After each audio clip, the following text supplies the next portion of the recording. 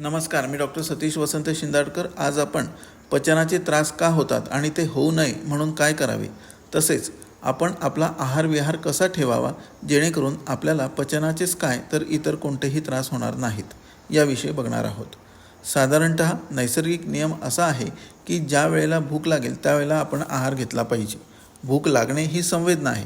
संवेदना आपल्या शरीराच्या नैसर्गिक गरजेसाठी उत्पन्न होत असतात, परंतु नेमकं आपल्या व्यवसायाच्या निमित्ताने म्हणा किंवा अन्य काही कारणाने आपण अवेळी आहार घेत असतो। म्हणजेच भूक नसताना किंवा वेळ झाली म्हणून आपण आहार घेत असतो। तर कित्येक व्यक्ती आवडता आहार असल्यास भूक लागलेली नसताना किंवा जेवणावर जेवण देखील करतात। आहाराचे नियम ठरलेले आहेत, त्यानुसार आहार न घेतल्यास निश्चितच पचनाचे विकार होतात। आहाराच्या नियमांमध्ये प्रामुख्याने भूक लागल्याची संवेदना झाल्यानंतर आहार घेणं हे प्रमुख आहे। आपण रोज योग्य वेळेला म्हणजे वेळ ठरवून आहार घ्यायची सुरुवात केली तर निश्चितच 2 वेळेला योग्य प्रकारे भूक लागल्याची संवेदना प्राप्त होईल। साधारणतः जे व्यक्ती सकाळी 6 वाजता उठतात अशांनी अंदाजे सकाळी 9 ते 10च्या दरम्यान आहार घेणं आणि सायंकाळी 6 ते 7च्या दरम्यान आहार घेणं आवश्यक असतं। याच वेळेला नैसर्गिक भूक लागू शकते। जर हीच सवय केली तर नैसर्गिक भूक लागणं सहज शक्य आहे। आयुर्वेदाने सांगितल्यानुसार नैसर्गिक भूक लागताच आपण 2 घास खायला हवेत। म्हणजेच रात्री उशिराने जरी भूक लागली तरी आपण रात्रीची वेळ लक्षात घेता अगदी हलका आहार घ्यायला हरकत नसते। हलक्या आहारामध्ये आपण पाचक फळांचा समावेश करू शकतो। ज्वारीच्या लाह्या, सळीच्या लाह्या, राजगिऱ्याच्या लाह्या, राजगिऱ्याचे लाडू इत्यादी आपण हलका आहार म्हणून घेऊ शकतो। साधारणतः गोड, आंबट, खारट, तिखट, कडू, तुरट अशा 6 चवी असतात। आयुर्वेदाने सांगितल्यानुसार साधारणतः मधुर रस म्हणजे जो गोड पदार्थ आहे तो आहाराच्या सुरुवातीला असावा आणि सगळ्यात शेवटी तुरट चवीचा समावेश असावा, म्हणजे बडीशोप, धना डाळ इत्यादी। नागवेलीचे पान देखील तुरट चवीमध्येच येते, त्याच्यात काथ आणि चुना असतो, याचं सेवन करायला सांगितलं आहे।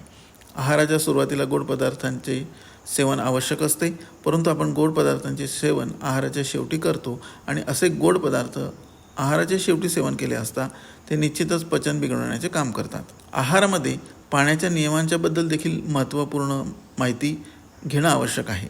अनेक व्यक्ती आहाराच्या शेवटी पाणी सेवन करतात, हे चुकीचं आहे। आयुर्वेदाने सांगितलेलं आहे की आहारामध्ये एक घोट थोड्या वेळाने पाणी घेतलं पाहिजे। आहाराच्या शेवटी 2 ते 3च घोट पाणी प्यायला हवं। जर आहाराच्या शेवटी अधिक प्रमाणात पाणी पिलं तर पचनाचे विकार होतातच, पण ढेरी पण पुढे येऊ शकते। आहाराच्या मध्ये एक घोट पाणी पिल्यास आपली प्रकृती ही सम राहते, म्हणजेच की आपले आरोग्य चांगले राहते।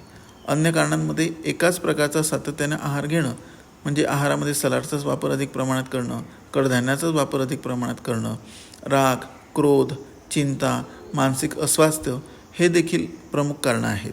नैसर्गिक संवेदनांमध्ये पोट साफ होण्याची संवेदना निर्माण झाली असताना न जाणे, मलप्रवृत्ती म्हणजे लघवीची संवेदना उत्पन्न झाली असताना देखील लघवीला न जाणे हे देखील प्रमुख आहे। पचन बिघडण्याच्या प्रमुख लक्षणांमध्ये भूक न लागणं, अन्नावरची वासना नसणं म्हणजेच अन्न सेवन करण्याची इच्छा न होणं, भूक लागते परंतु अन्न सेवन करण्याची इच्छा न होणं, वारंवार ढेकर येणं, गॅसेस, पोट साफ न होणं, आळस किंवा सुस्ती वाटणे इत्यादी प्रमुख आहेत। कित्येक रुग्ण आम्हाला सांगत असतात की मला कसं तरी होतंय, तर कसं तरी होतंय हे देखील पचन बिघडण्याचं प्रमुख कारण आहे। अनेक व्यक्तींना पोट भरल्यासारखं वाटणं, पोटात आवाज होणं, पोटात गॅसेस असल्याची संवेदना होणं, सकाळी झोपेतून उठूच नाही असं वाटणं, उत्साह नसणे, कोणतेही काम करण्याची इच्छा नसणे, अंग दाबून घ्यावेसे वाटणे हे देखील पचन योग्य रीतीने झालेले नाही याचेच लक्षण आहे।